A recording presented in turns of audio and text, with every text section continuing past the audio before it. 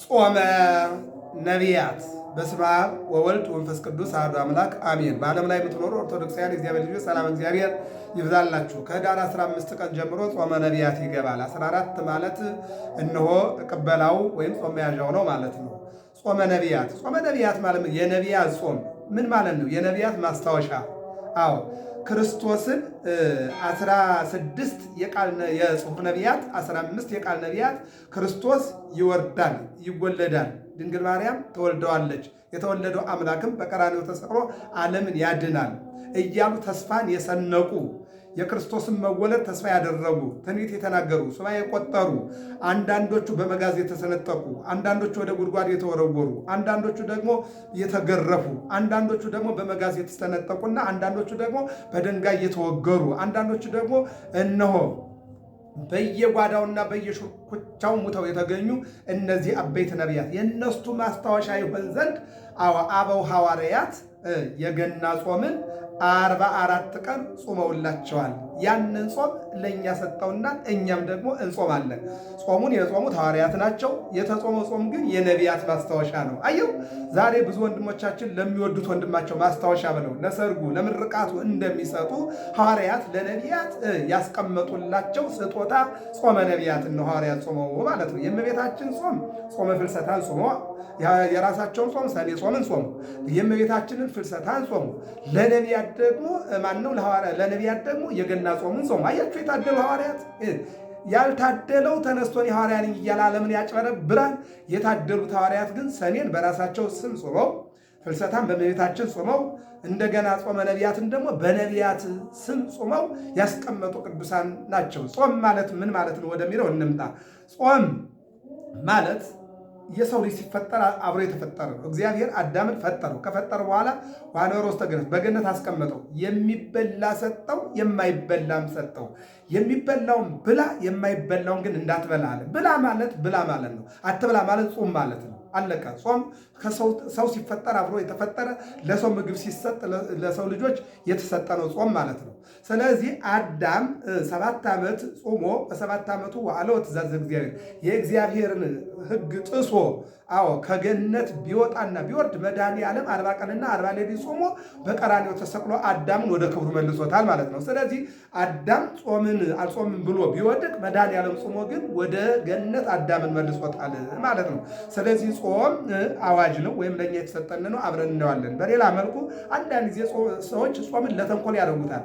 እነ አክዓብ እነ ኤልዛቤል ምስኪኑን ለመግደል ናቡቴን ለመግደል የጾም አዋጅ አሳውጀው በጾም ምክንያት የሐሰት ምስክር አምጥተው ናቡቴን አስቀጥቅጠው አስገድለውታል። አንዳንድ ጊዜ ሰዎች ጾምን ለተንኮል ይጠቀሙታል። ጾም ማለት መተው፣ መቆየት፣ እንደገና የምግብ ለውጦች ማድረግ ሽፍት ማድረግ ነው። መቆየት ከተባለ እስከ 6 ሰዓት እስከ 9 ሰዓት እስከ 12 ሰዓት። የምግብ ለውጥ ማለት ከስጋ ከወተት ከቅቤ ከነዚህ ራስን መከልከል ማለት ነው። ከእግዚአብሔር ጋር ስጋን አድክሞ ነፍስን ወደ እግዚአብሔር ማቅረብ ማለት ነው ጾም ማለት ሲጠቀለል ማለት ነው።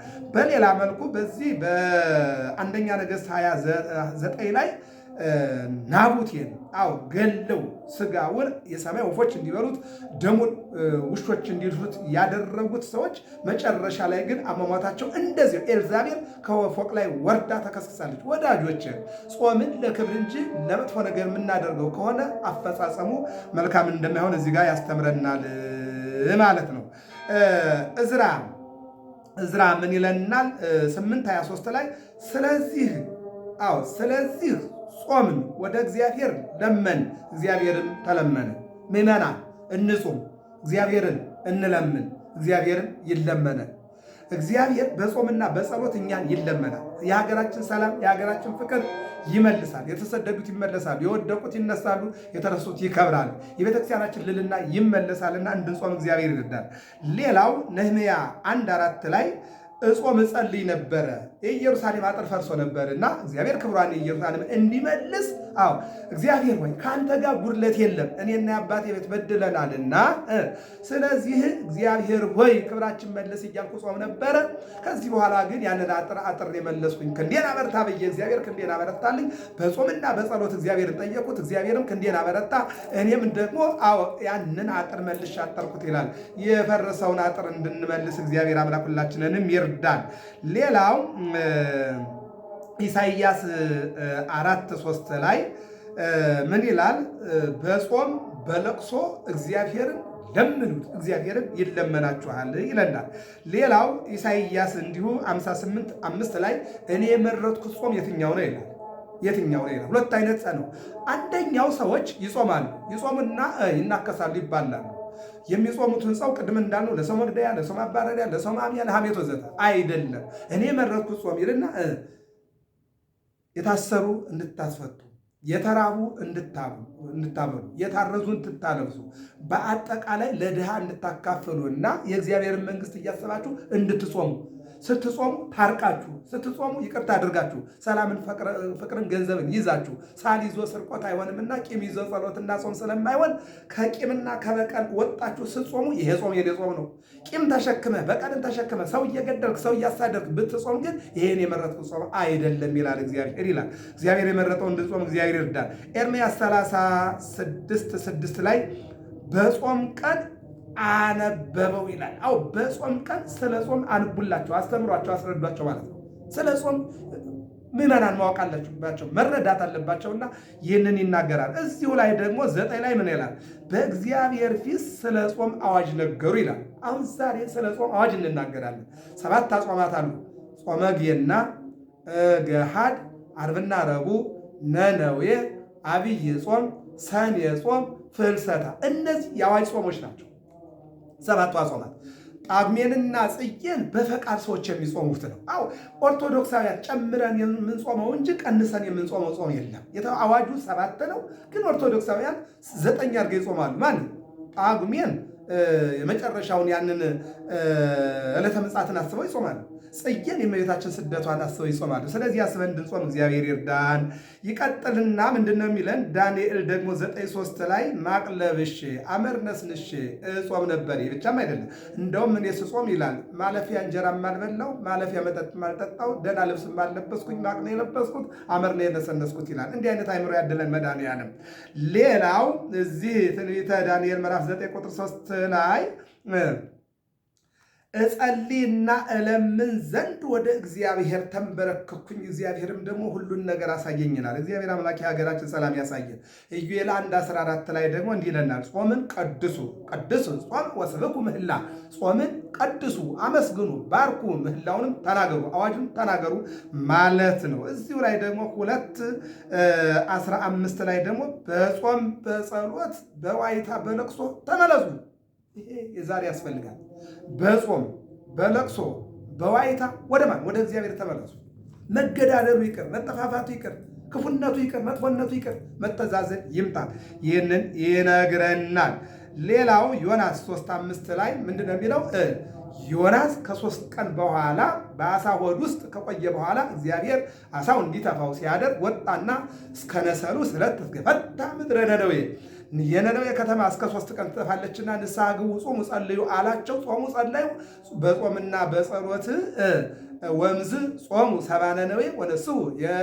ከዚህ በኋላ ዮናስ ሲናገር የነነዌ ሰዎች ጾሙ፣ ንስሐ ገቡ።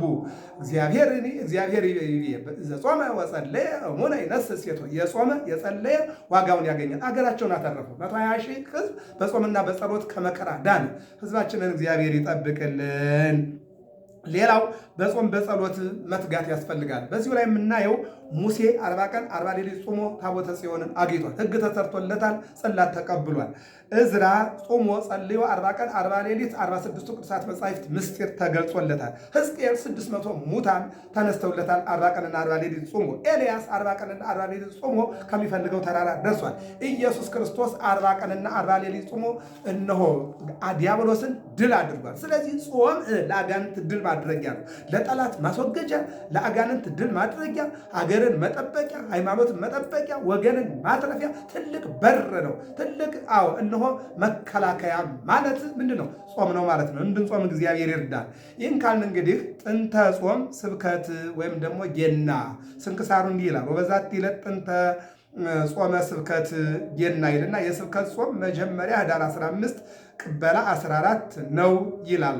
ጌና ማለት በጽር በግሪክ ቋንቋ ልደት ማለት ነው ይላል። የስንክሳሩ ነው የምነግራችሁ።